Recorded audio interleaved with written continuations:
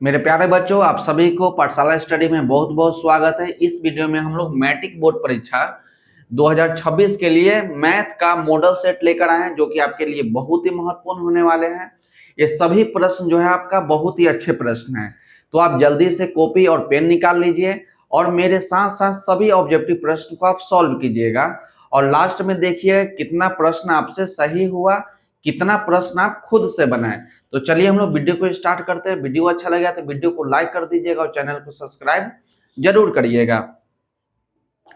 तो देखिए यहाँ पर प्रश्न संख्या 1 आपका आ गया कि प्रश्न संख्या 1 में दिया गया है कि निम्नलिखित में कौन सबसे छोटी संयुक्त संख्या है। सबसे छोटी संयुक्त संख्या कौन है? तो ए नंबर ऑप्शन में दिया गया है 1, बी नंबर ऑप्शन में आपका 2 है, सी नंबर ऑप्शन में आपका 3 और डी नंबर ऑप्शन में आपका 4 है। तो आप याद रखिए कि सबसे छोटी संयुक्त संख्या जो होता है आपका 4 होता है। सबसे छोटी संयुक्त संख्या कौन होता है? तो आपका 4 होता है, जो कि डी नंबर ऑप्शन आपका सही हो जाएगा। उसके बाद आपसे प्रश्न पूछता है कि सबसे छोटी अभाज्य संख्या कौन है? तो याद रखिएगा यहाँ पर हम लिख देते हैं सबसे छोटी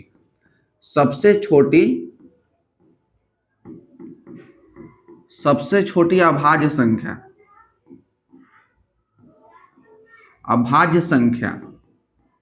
तो अभाज्य संख्या के बारे में आपको पता होगा कि वैसी संख्या जो एक से कटे और अपने आप से कटे और दूसरा से भी कटे। तो सबसे छोटी अभाज्य संख्या जो होता है आपका 2 होता है। यानी 2 जो है आपका एक से भी कट जाएगा और 2 जो है अपने आप से भी कटेगा। और उसके बाद देखिए, इसके बाद आगे पूछा कि सबसे छोटी अभाज्य संख्या तो 2 हो गया। पूछा कि इसके आगे वाला बताइए, तो इसके बाद आपका 4 होता है, क्योंकि 4 जो है एक से भी कट गया, 2 से भी कट गया और 4 से भी कट गया। तो याद रखिएगा सबसे छोटी अभाज्य संख्या 2 होता है। और एक और बात याद रखिएगा, सबसे छोटी सअभाज्य संख्या भी पूछता है। सबसे छोटी सअभाज्य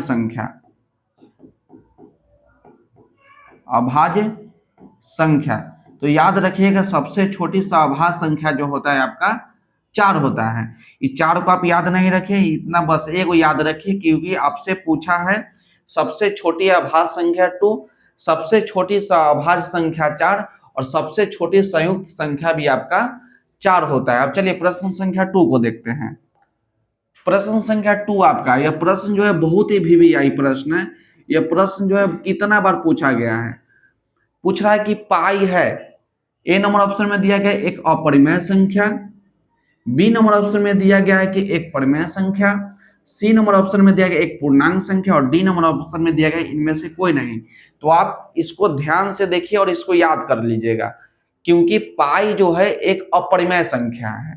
पाई क्या है? तो पाई जो है एक अपरिमेय संख्या है, जो कि ए नंबर ऑप्शन जो होगा आपका सही हो जाएगा। अब बोलिएगा कि सर पाई का मान तो 22/7 होता है, पाई का मान तो 22/7 होता नहीं, लेकिन यहाँ पर ही तो P/Q के रूप में है। तो कहिए कि सर ये परिमेय संख्या है, लेकिन नहीं, ये एक्सेप्शन होता है, ये अपवाद में है, क्योंकि पाई जो है एक अपरिमेय संख्या है। इसको डायरेक्ट आप याद रखिएगा। तो ये नंबर ऑप्शन आपका सही हो गया। अब प्रश्न संख्या 3 को देखिए। प्रश्न संख्या 3 में दिया गया निम्नलिखित में कौन अपरिमेय संख्या। तो सबसे पहले तो आपको मालूम होना चाहिए कि परिमेय संख्या कौन है और अपरिमेय संख्या कौन है। तो याद रखिए कि परिमेय संख्या तो वैसी संख्या, पहले यहाँ पे लिख देते हैं परिमेय संख्या, वैसी संख्या जो P/Q के रूप में हो और Q का मान 0 नहीं होना चाहिए, तो परिमेय संख्या जो होता है P/Q के रूप में हो। यानी एग्जाम्पल के रूप में हम लोग दे सकते हैं 2/3, 1/2, 4/5, ये सब आपका जो है परिमेय संख्या है। अब आपसे पूछेगा सर अपरिमेय संख्या बताइए। तो अपरिमेय संख्या क्या? जो P/Q के रूप में नहीं है। जो P/Q के रूप में नहीं होगा वो आपका अपरिमेय संख्या होगा। और याद रखिएगा जो संख्या रूट में रहेगा, जैसे √2 हो गया, √5 हो गया, आपका 1 हो गया, 2 हो गया, 3 हो गया। अब कोई संख्या रूट में √2 हो गया, √5 हो गया, √6 हो जाएगा, √7 हो जाएगा। तो ये सब संख्या जो है आपका, जो ब्रैकेट में हम घेरे, √2, √5, √6, √7, √10, ये सब संख्या आपका जो होता है आपका अपरिमेय संख्या होता है। तो हमने यहाँ लिख दिया अपरिमेय संख्या, अपरिमेय। बस इतना बात आप याद रखिएगा, तो आपका कहीं भी परिमेय और अपरिमेय में कोई भी दिक्कत नहीं होगा। तो चलिए हम लोग चेक करते हैं। जो संख्या रूट में रहेगा वो अपरिमेय हो गया, जो बाहर निकल जाएगा वो आपका परिमेय संख्या हो जाएगा। तो देखिए 3/4 है, जब इसको आप सॉल्व कीजिएगा 3/12 है, 3/12 है, तो 3 से 12 आपका एक 4 बार में कट जाएगा, एक बार में। तो यहाँ पर ही हम लोग एक है तो एक लिख सकते हैं, 4 को क्या लिखेगा 2/2। तो आपको मालूम है ना कि एक का स्क्वायर तो एक होता है, या एक गुने एक लिखे तो एक बाहर, दो गो में से दो गो बाहर, तो ये आपका परिमेय संख्या है। लेकिन आपसे पूछा है अपरिमेय संख्या, तो ये तो ऑप्शन गलत हो जाएगा।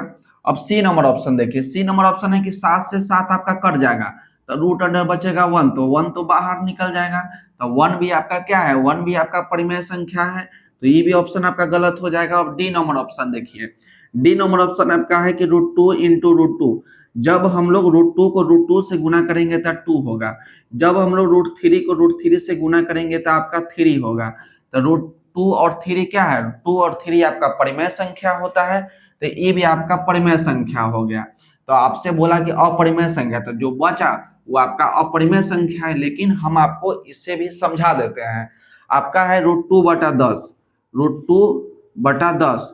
तो देखिए 2 से 10 आपका 5 बार में कट जाएगा, तो आपका ऊपर बच गया 1 और नीचे बच गया 5।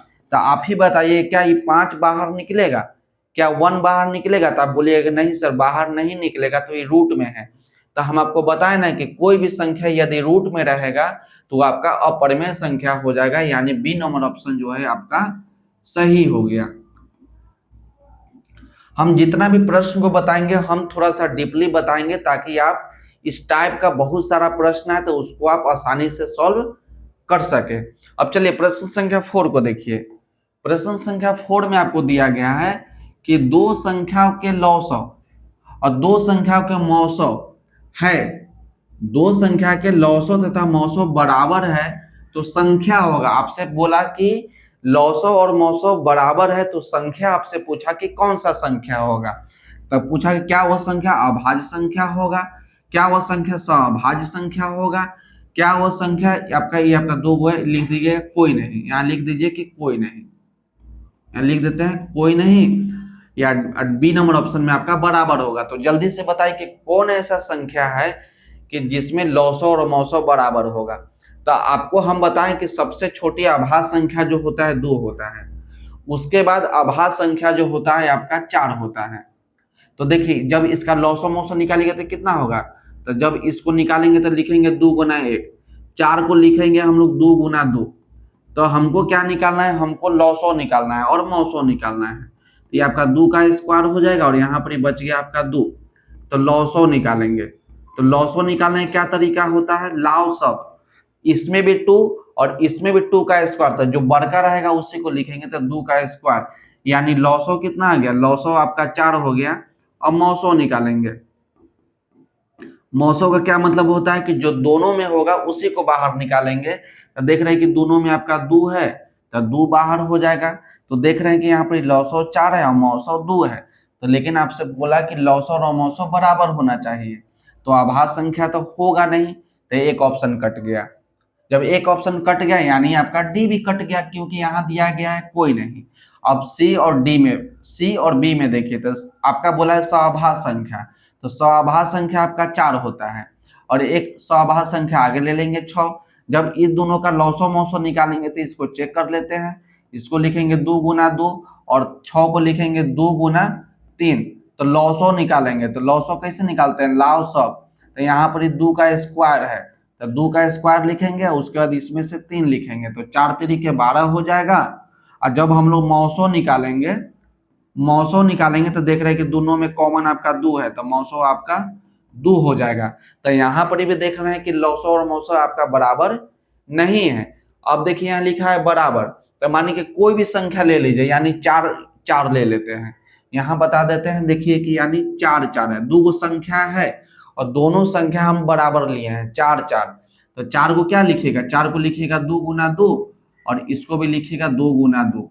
तो जब इसका लॉसव निकालेगा तो 2 का स्क्वायर और 2 का स्क्वायर, तो लॉसव निकालिएगा तो लॉसव यानी 2 का स्क्वायर हो जाएगा, तो 2 का स्क्वायर यानी आपका 4 हो जाएगा। मौसव भी निकालिएगा तो आप मिलेगा जो दोनों में हो, तो दोनों में 2 है, दोनों में 2 है, यानी आपका 2 2 हो जाएगा।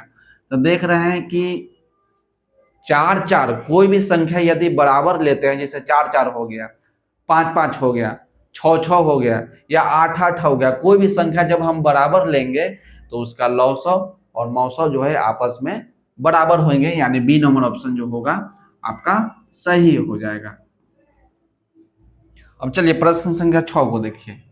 प्रश्न संख्या 5 में आए, प्रश्न संख्या 5 को देखिए। कह रहा है कि 2.29 के ऊपर आपका बार दिया गया, याद रखिएगा।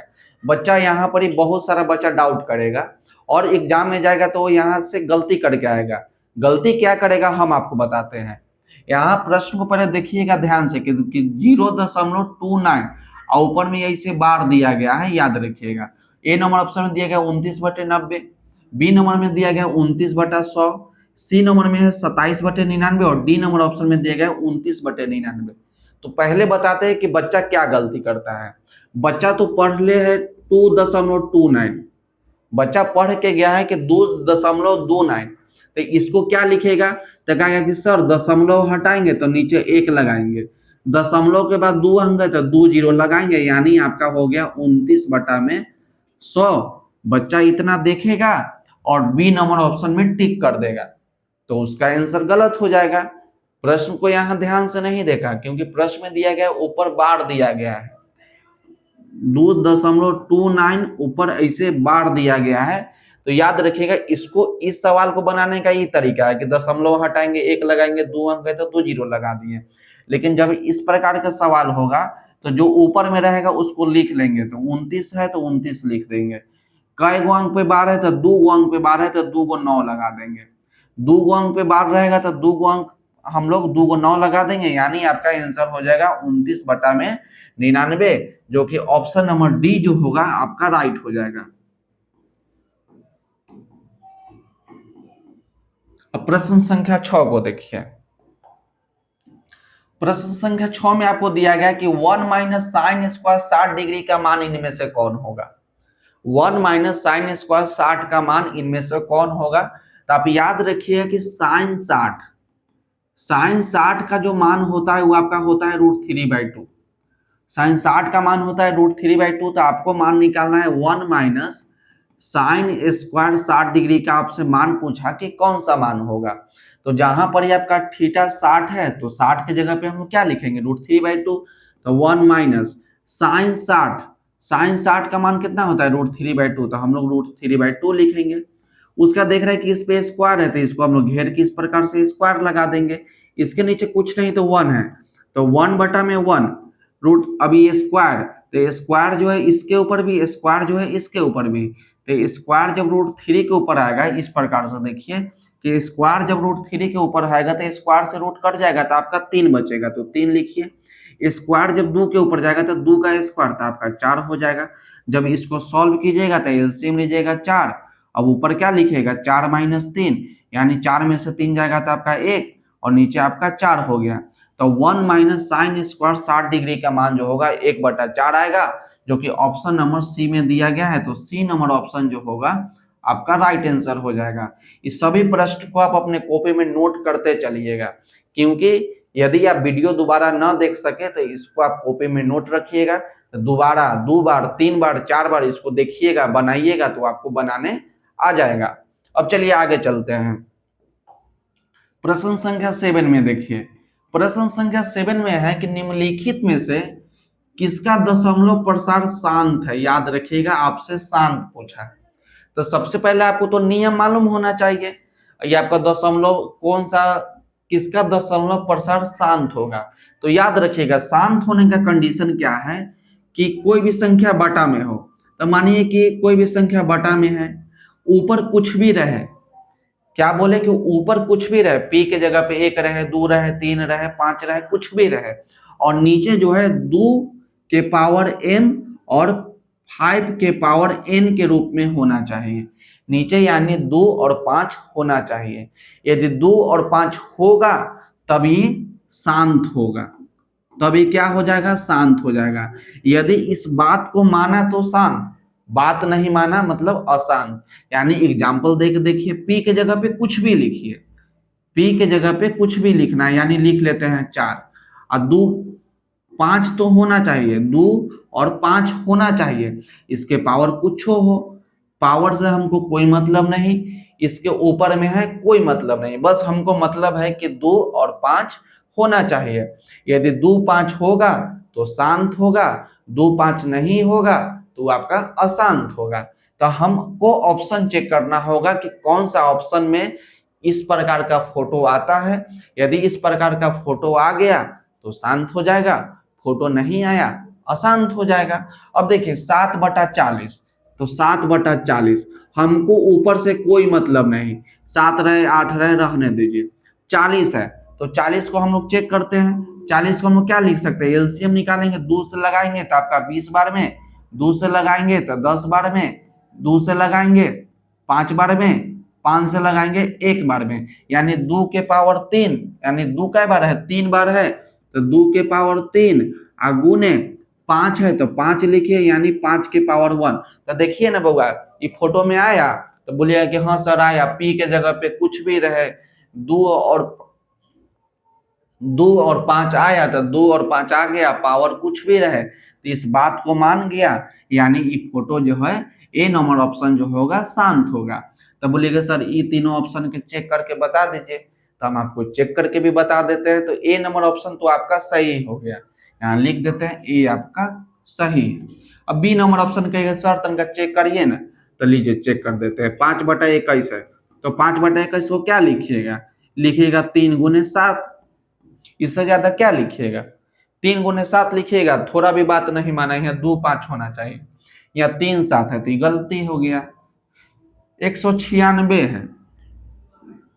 तो आप जानिए नहीं कि यहाँ पर 5 कब आएगा, वैसी संख्या जिसका इकाई अंक यदि 0 हो, कोई भी संख्या लिखेंगे उसका इकाई अंक यदि सबसे 1 नंबर का अंक या तो 0 हो या तो 5 हो, या तो इकाई अंक 0 हो 5 हो तभी उसमें 5 आएगा, न तो नहीं आएगा। तो 196 है, इसका इकाई अंक 6 है तो कोई भी हाल में 5 नहीं आएगा, तो ये भी ऑप्शन गलत हो जाएगा। यहाँ पर 121 है तो यहाँ 1 है तो क्या 1 होगा, तो नहीं, इसमें भी आपका कोई भी हाल में 5 नहीं आएगा, यानी डी नंबर भी ऑप्शन आपका गलत है, यानी ए नंबर ऑप्शन जो है आपका सही हो जाएगा। अब आगे चलिए, कह रहा है कि निम्नलिखित में से किसका दशमलव प्रसार शांत होगा, शांत नहीं अशांत होगा, पूछा कि कौन सा दशमलव प्रसार आपका अशांत होगा। तो हमको तो सबसे पहले पता होना चाहिए कि शांत के लिए क्या है, तो शांत के लिए तो वही फोटो है, शांत के लिए तो यही फोटो है कि ऊपर कुछ भी रहे, नीचे 2 और 5 होना चाहिए, एम एन के जगह पे कुछ भी रहे, 1 2 3 4 कुछ भी रहे, यानी 2 5 होना चाहिए, तो आपका शांत होगा। जब ये बात को मानेगा तो शांत होगा, बात नहीं मानेगा अशांत होगा। अब चेक कर लीजिए कि कौन बात माना और कौन बात नहीं माना। तो देखिए ए नंबर ऑप्शन, देखिए हम सभी ऑप्शन को बता रहे हैं, ताकि मेरा मकसद ये नहीं है कि बस हम आपको एक सवाल बताएं। मैथ पढ़ने का तरीका होता है कि आप तरीका जानिए, जब आप तरीका जान जाइएगा तो आप बहुत सारा सवाल बनाइएगा। तो आप कभी भी कहीं भी पढ़िए तो आप कोशिश कीजिए कि हम तरीका जाने, तरीका जानिएगा तो आप बहुत सारा सवाल को आप खुद से बना सकते हैं। तो ए नंबर ऑप्शन आपका है 5/8, तो 5/8 इसको चेक कर रहा है कि शांत है कि नहीं, तो 5, तो आप जानते हैं ना कि 8 को लिख सकते हैं 2 गुना 2 गुना 2, तो 2 गुना 2 गुना 2 यानी 2 कै गो है, 3 गो है, तो 3 लिखिए। तो कहिए कि सर ये बात नहीं माना, 2 और 5 नहीं है, तो देख रहे हैं कि 2 तक के पावर 3 तो हो गया लेकिन 5 नहीं है, तो कहिए कि नहीं है। तो आप इसमें अपना मन से 1 से गुना कर सकते हैं, तो आप कहिए कि हाँ 1 से गुना हम लोग कर सकते हैं। तो आपको एक और बात याद रखना होगा कि कितनों के पावर 0 रहे उसका मान हमेशा 1 होता है, कितना भी अंक लिख दीजिए उसका पावर 0 हो जाएगा तो उसका मान हमेशा 1 होगा। तो क्या हम 5 के पावर 0 लिखेंगे तो इसका मान 1 नहीं होगा, तो आप कहिए कि सर हो जाएगा। यदि 2 के पावर 0 लिखेंगे तो उसका मान 1 नहीं होगा, हो जाएगा। यानी कुछों के पावर 0 होगा तो उसका मान हमेशा 1 होता है। तो 1 के जगह पे हम लिख सकते हैं 5 के पावर 0, तो आप कहिए कि हाँ लिख सकते हैं। तो हम लोग अपना मन से यहाँ पर इतना के पावर 1, इतना गुने 1 लिखे तो 1 के जगह पे क्या लिखेंगे 5 के पावर 0, क्योंकि 5 के पावर 0 का मान 1 होता है। तो अब तो बात मान गया, यानी ये आपका क्या है, ये आपका शांत है। आपसे सवाल पूछा है अशांत वाला।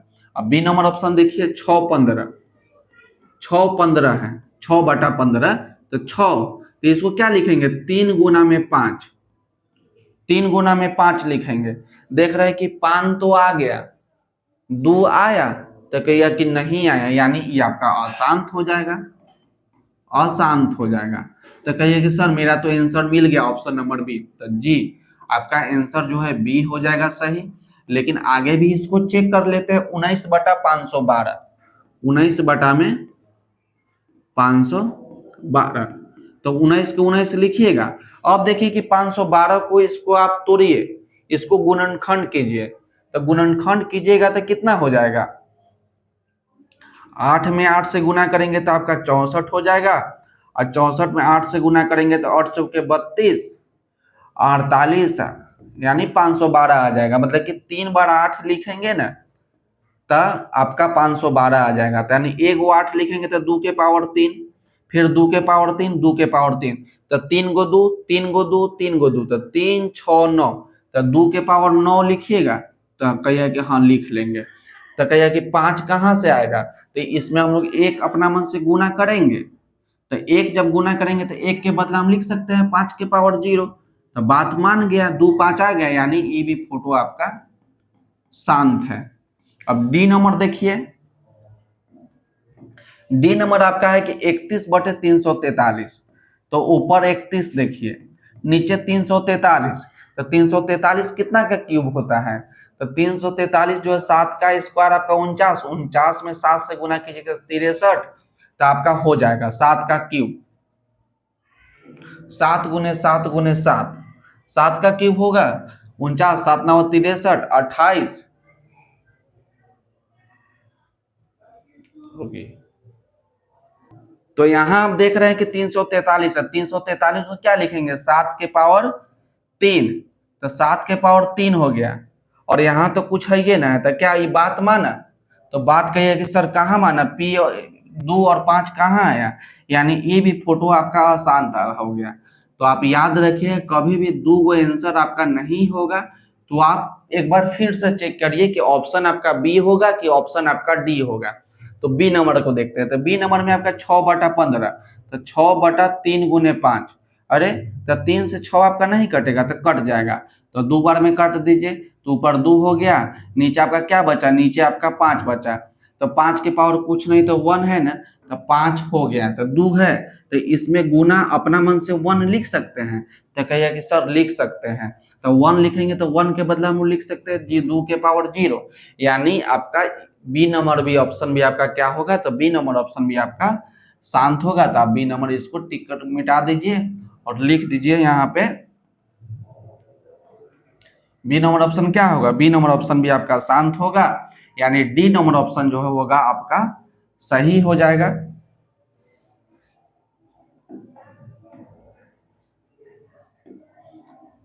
आपका ऑप्शन जो होगा डी आपका राइट हो जाएगा, क्योंकि आपको यहाँ 7 के पावर 3 है, तो आपका डी ऑप्शन सही हो गया। अब प्रश्न संख्या 9 को देखिए, प्रश्न संख्या 9 में आपको दिया गया कि 400 के अभाज्य गुणनखंड में 5 का घातांक होगा, 5 के पावर पूछा कि कितना होगा, तो 400 के हम लोग एलसीएम निकालेंगे, तो 2 से निकालिए, तो 2 से निकालिएगा तो आपका 200 बार में, फिर 2 से निकालिएगा तो आपका 100 बार में, फिर 2 से निकालिएगा तो आपका 50 बार में, फिर 2 से निकालिएगा तो आपका हो जाएगा 25 बार में, फिर 5 से निकालिएगा तो 5 बार में, फिर 5 से निकालिएगा तो 1 बार में। तो 400 को हम लोग क्या लिख सकते हैं, 400 को हम लोग लिखेंगे 1 2 3 4, यानी 2 के पावर 4, उसका लिखेंगे 5 कै गो है, तो 5 2 गो है, यानी 5 के पावर 2। आपसे पूछा कि 5 का घातांक, तो 5 का घातांक किसको न कहेंगे, जो पावर में हो, जो माथा पर हो, तो पावर कितना है 2 है, तो 5 का घात कितना है, तो 5 का घात आपका 2 है, यानी ए नंबर ऑप्शन जो होगा आपका सही हो जाएगा। अब आगे चलिए प्रश्न संख्या 10 को देखिए, प्रश्न संख्या 10 है कि यदि 130 बराबर 15 गुने 8 प्लस 10 तथा मौसो 130 कॉमा 15 बराबर मौसो एक्स वाई, तो एक्स और वाई का मान निकालिए। तो सबसे पहले आप चेक कीजिए कि 130 और 15 का मौसो कितना है।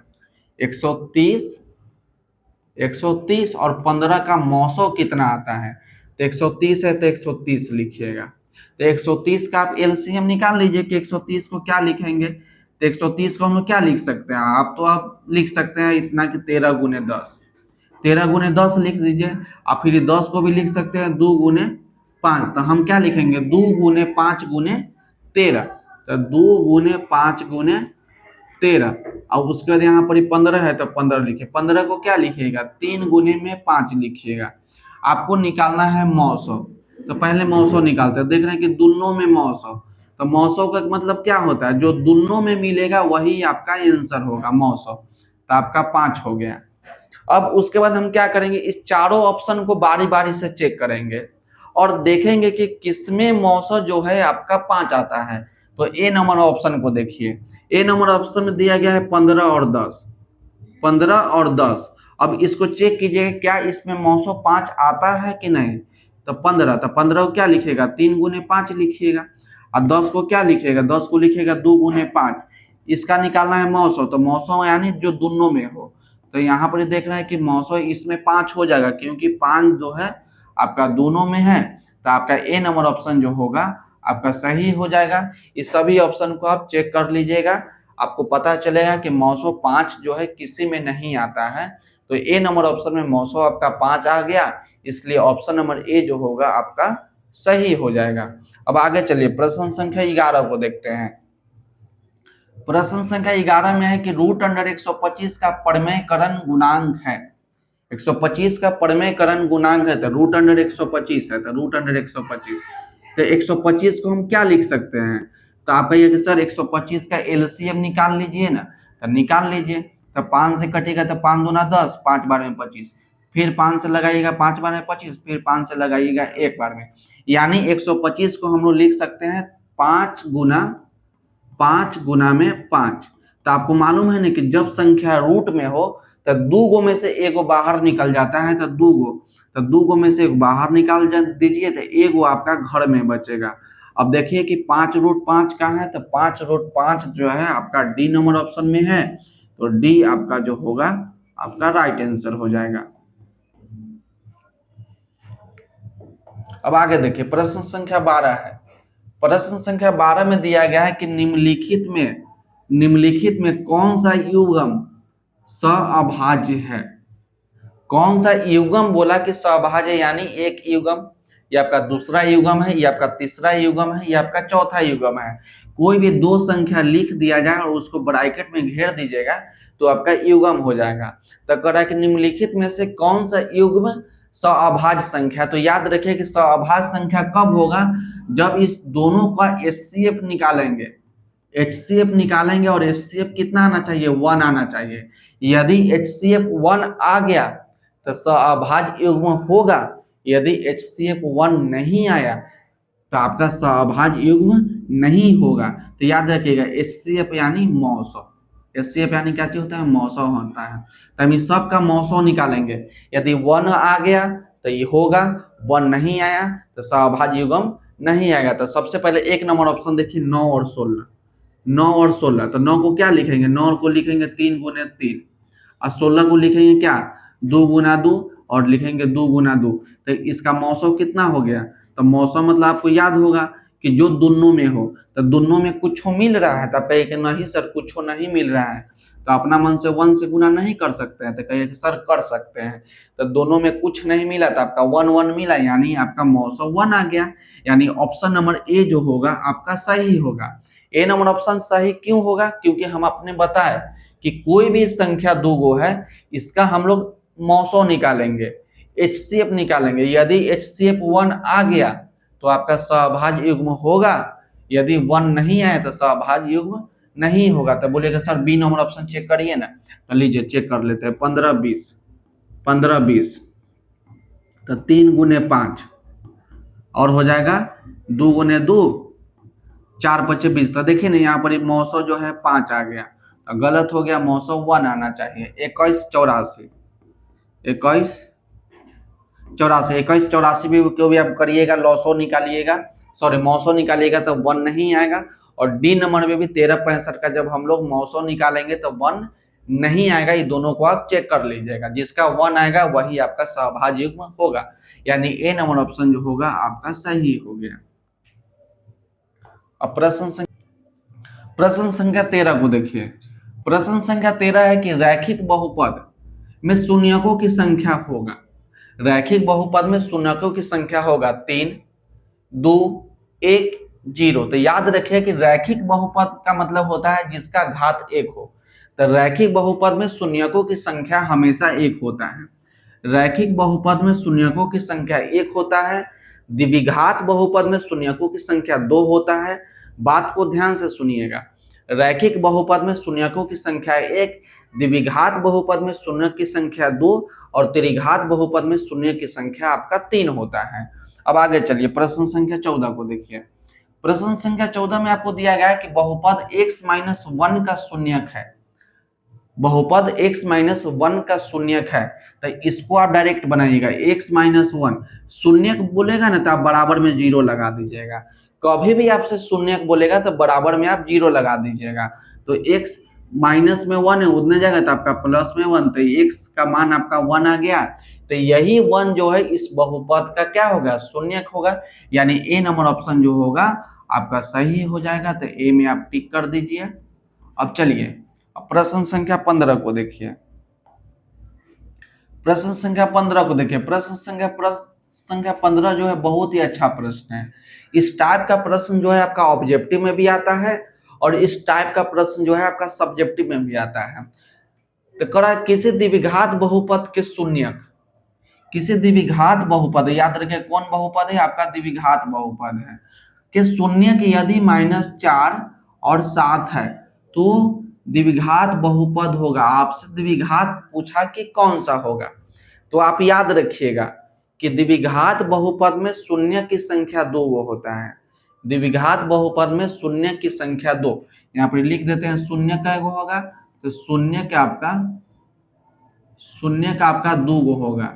तो मानेंगे कि पहला शून्यक अल्फा होगा और दूसरा शून्यक आपका बीटा होगा। हमेशा द्विघात बहुपद में शून्य की संख्या 2, जिसमें से पहला शून्यक आपका अल्फा, दूसरा शून्यक आपका बीटा। तब बोला कि बहुपद के शून्य की यदि -4, यानी अल्फा का मान ले लेते हैं -4, और उसके बाद बोला कि दूसरा शून्यक आपका 7 है, यानी बीटा का मान आपका 7 है। अब बोलिए जल्दी से कि आपका बात समझ में आया कि नहीं। 2 शून्यक दिया था, तो पहला को हम लोग अल्फा मान लिए, दूसरा को हम लोग बीटा मान लिए। तो अल्फा का मान आपका -4 और बीटा का मान आपका प्लस। तो अब हम लोग लिखेंगे अल्फा प्लस बीटा, निकालेंगे अल्फा प्लस बीटा। तो अल्फा का मान 4 है तो 4 लिखिए, कहेंगे सर -4 है तो -4 लिखिए, प्लस है तो प्लस लिखिए। बीटा का मान कितना है, तो बीटा का मान आपका 7 है। जब इसको सॉल्व कीजिएगा -4 प्लस में 7 आपका आ जाएगा प्लस में 3, यानी अल्फा प्लस बीटा का मान आपका आ गया 3।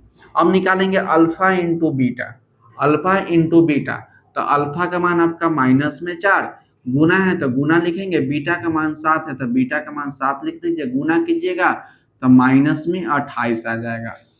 अल्फा प्लस बीटा का मान 3 और अल्फा इंटू बीटा का मान आपका -28। आपको निकालना है द्विघात बहुपद निकालना है, तो इसके लिए एक फॉर्मूला याद होना चाहिए। फॉर्मूला याद होना चाहिए कि फॉर्मूला द्विघात बहुपद निकालने का फॉर्मूला होता है कि px बराबर x² minus alpha plus beta into x plus alpha into beta. इस फॉर्मूला को आप याद रखिएगा। इस प्रश्न जो है, इस टाइप का प्रश्न जो है कितना बार सब्जेक्टिव प्रश्न में भी पूछा गया है। तो द्विघात बहुपद निकालने का सूत्र जो होता है px बराबर x² minus alpha plus beta x plus alpha into beta. तो देखिए यहाँ पर x² तो x² minus alpha plus beta, तो अल्फा प्लस बीटा का मान आपका 3 आया है तो 3 लिख दीजिए, x है तो x रहने दीजिए, जोड़ है तो जोड़ लिखिए। अल्फा इंटू बीटा, तो अल्फा इंटू बीटा का मान -28 है तो -28 लिखिए। उसके बाद थोड़ा सा इसको सॉल्व कीजिए कि x square minus 3x plus minus minus 28 है तो 28 लिख दीजिए। अब देखिए कि कहाँ पर ही आपको ये फोटो दिया गया, जिस जो फोटो में आपको मिल जाएगा, जो ऑप्शन में मिल जाएगा वो ऑप्शन आपका द्विघात बहुपद होगा। तो आपका है कि x square minus 3x minus 28। तो देख रहे हैं कि ऑप्शन नंबर सी में है एक्स स्क्वायर माइनस 3x और माइनस में 28, यानी सी नंबर ऑप्शन जो होगा आपका सही हो जाएगा। तो सी नंबर ऑप्शन जो होगा आपका राइट हो जाएगा। अब इस सब प्रश्न को अच्छे तरीका से नोट करते चलिएगा। अब प्रश्न संख्या 16 को देखिए। प्रश्न संख्या 16 देखिए, कह रहा है कि द्विघात बहुपद के शून्यकों का योग, याद रखिएगा यहाँ पर इस शून्यकों का योग दिया, और गुणनफल क्रमशः 5 और 6 है तो द्विघात बहुपद होगा। तो ये प्रश्न जो है पहले वाला प्रश्न है, इससे पहले जो 15 नंबर में प्रश्न को सॉल्व किए वही प्रश्न है, बस बनाने का तरीका देखिएगा। आपसे बोला कि शून्यकों का योग, तो हम आपको बताएं ना कि द्विघात बहुपद है तो शून्य की संख्या 2 होगा, जिसमें से पहला शून्य का आपका अल्फा हो जाएगा, दूसरा शून्य का आपका बीटा हो जाएगा। तो बोला कि शून्यकों का योग, याद रखिएगा जब क्रमशः लग जाएगा तो पहले वाला का पहला मान और दूसरा वाला का दूसरा मान, यानी योग आपका 5 हो जाएगा, गुणनफल आपका 6 हो जाएगा। तो शून्यकों का योग बोला, तो द्विघात बहुपद में शून्य का गो तो 2 गो, तो दोनों शून्य कौन, तो बोलिएगा सर एगो अल्फा और एगो बीटा।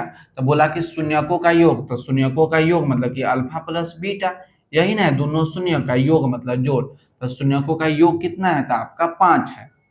क्रमशः लग जाएगा, यानी जो पहले बोलेगा वो पहले वाला का मान, जो बाद में होगा वो बाद वाला का मान। उसके बाद बोला कि गुणनफल, किसका गुणनफल, तो शून्यकों का गुणनफल, तो अल्फा इंटू बीटा। तो कितना है, तो बोलिएगा कि सर 6 दिया है तो 6 लिख दीजिए। आपको निकालना है द्विघात बहुपद, तो द्विघात बहुपद जब भी निकालना हो तो फार्मूला को आप याद रखिएगा। इससे पहले वाला में जो हम आपको बताएं, तो फार्मूला आपको याद होगा कि पी एक्स बराबर x square minus alpha plus beta x plus alpha into beta. इस फार्मूला को आप ध्यान से देखिए, इसको लिख लीजिए, बार बार लिखिए, बार बार पढ़िए ताकि आपको याद हो जाए। तो देखिए एक्स स्क्वायर है तो x square minus alpha plus beta का मान 5 है तो 5 लिखिए, एक्स है तो एक्स लगाइए, जोड़ अल्फा इंटू बीटा, तो अल्फा इंटू बीटा का मान आपका 6 है तो 6 लिखिए। तो यही आपका द्विघात बहुपद हो गया। अब ऑप्शन में देखिए कौन सा ऑप्शन में आपको दिया गया है, आपका आंसर आ गया x square minus 5x plus में 6। तो देख रहे हैं कि x square minus 5x plus में 6, यानी बी नंबर ऑप्शन जो होगा आपका सही हो जाएगा। तो बी नंबर ऑप्शन आपका जो होगा राइट आंसर होगा। अब प्रश्न संख्या 17 को देखिए। प्रश्न संख्या 17 को देखिए। प्रश्न संख्या 17 दिया गया है कि यदि बहुपद y square minus 6y plus 8 के शून्यक अल्फा तथा बीटा, द्विघात बहुपद है तो 2 गो तो शून्य होबे करेगा, एक अल्फा होगा एक बीटा होगा, तो अल्फा इंटू बीटा का मान क्या होगा। आपसे पूछा कि अल्फा इंटू बीटा का मान कितना होगा, तो पहले बहुपद को लिखिए। बहुपद आपको दिया गया है कि वाई स्क्वायर माइनस में 6y प्लस में 8, ये आपका बहुपद दिया। आपसे पूछा कि अल्फा इंटू बीटा का मान बताइए कि कौन सा होगा। तो सबसे पहले आप याद रखिएगा द्विघात बहुपद का व्यापक रूप जो होता है आपका ए एक्स स्क्वायर प्लस में बी एक्स प्लस में सी बराबर 0 होता है। ये बहुपद द्विघात बहुपद का व्यापक रूप है, क्या है, a x square plus b x plus c बराबर 0। जो एक्स स्क्वायर के बगल में रहेगा ए का मान, जो इसके बगल में रहेगा बी का मान, जो यहाँ रहेगा वो सी का मान। तो देखिए इसके बगल में कुछ नहीं तो 1 है, इसके बगल में कुछ नहीं तो 1 है, यानी ए का मान कितना हो जाएगा, ए का मान आपका 1 हो जाएगा। अब बी का मान देखिए, बी का मान जो y के बगल में रहेगा वो बी का मान था माइनस में 6, तो माइनस में 6। जो यहाँ रहेगा वो सी का मान था, सी का मान कितना होगा 8। बस ई फोटो को ध्यान में रखिएगा, जो इसके बगल में रहेगा ए का मान, जो एक्स के बगल में रहेगा बी का मान, जो यहाँ रहेगा सी का मान, तो ए का मान 1, बी का मान -6 और सी का मान 8। आपसे बोला कि अल्फा इंटू बीटा का मान निकालिए, तो अल्फा इंटू बीटा, तो इसके लिए एक फार्मूला याद रखिएगा अल्फा प्लस बीटा। तो जब अल्फा प्लस बीटा बोलेगा तो आप लिखिएगा माइनस बी बटा में ए, जब अल्फा इंटू बीटा बोलेगा तो आप लिखिएगा सी बटा में ए। दोनों फार्मूला को आप अच्छे तरीका से याद रखिए। जब अल्फा प्लस बीटा बोलेगा तो माइनस बी बटा ए, अल्फा इंटू बीटा बोलेगा तो सी बटा ए। तो अल्फा इंटू बीटा आपका क्या बताए, तो आपका सी बटा में ए होता है। तो अल्फा इंटू बीटा, सी का मान कितना है, तो सी का मान आपका 8 है। ए का मान कितना है, तो ए का मान आपका 1 है। तो 8 बटा में 1 मानी आपका 8। तो अल्फा प्लस बीटा का मान कितना हो गया, तो अल्फा प्लस बीटा का मान आपका हो गया 8। तो देख रहे हैं कि ए नंबर ऑप्शन जो है आपका 8 दिया गया है, तो ए नंबर ऑप्शन आपका राइट हो जाएगा। अब प्रश्न संख्या 18 को देखिए। प्रश्न संख्या 18 दिया गया है कि बहुपद F x 3x² minus 7x plus 2, तो f माइनस 1 का मान है। तो जहां जहां x दिया गया है वहां पर ही हम लोग -1 रखेंगे। तो पहले आप इस प्रकार से लिखिए कि आपका क्या दिया है, 3x² माइनस 7x प्लस में 2। जहां जहां x दिया है वहां हम लोग -1 रखेंगे, तो f माइनस 1। उसके बाद 3 माइनस लिखिए तो -1 का स्क्वायर, माइनस x के जगह माइनस लिखिए, +2 है तो +2 लिखिए। उसका देखिए 3 -1 का स्क्वायर, तो आप याद रखिएगा जब -1 का स्क्वायर है तो क्या लिखिएगा, -1 गुना में -1, तो माइनस माइनस +1 होता है। तो 1 का स्क्वायर -1 का स्क्वायर आपका 1 होगा। फिर देखिए माइनस माइनस आपका प्लस हो जाएगा, 7 को 1 से गुना करेंगे 7 हो जाएगा, प्लस में आपका 2 हो जाएगा। फिर से देखिए 7 गुना -1, तो माइनस माइनस प्लस, 7 को 1 से गुना करेंगे 7 प्लस में 2, तो आपका हो गया 3 प्लस 7 और प्लस में 2। तो सबको जोड़िएगा तो 7 और 3 10 और 2 12, यानी ऑप्शन नंबर कहाँ दिया गया है, ऑप्शन नंबर बी में आपको 12 दिया गया है। तो बी नंबर ऑप्शन जो होगा आपका सही हो जाएगा। अब प्रश्न संख्या 19 को देखिए। प्रश्न संख्या 19 में आपको दिया गया है, यह प्रश्न जो है बहुत ही अच्छे प्रश्न है। प्रश्न आपका दिया गया है कि बहुपद x² माइनस 3 के शून्यक है। आपसे बोला कि शून्यक, तो हम आपको बार बार बताते हैं कि जब शून्यक देगा, जब शून्यक पूछेगा तो आप इसका इक्वल टू में 0 लगा देना।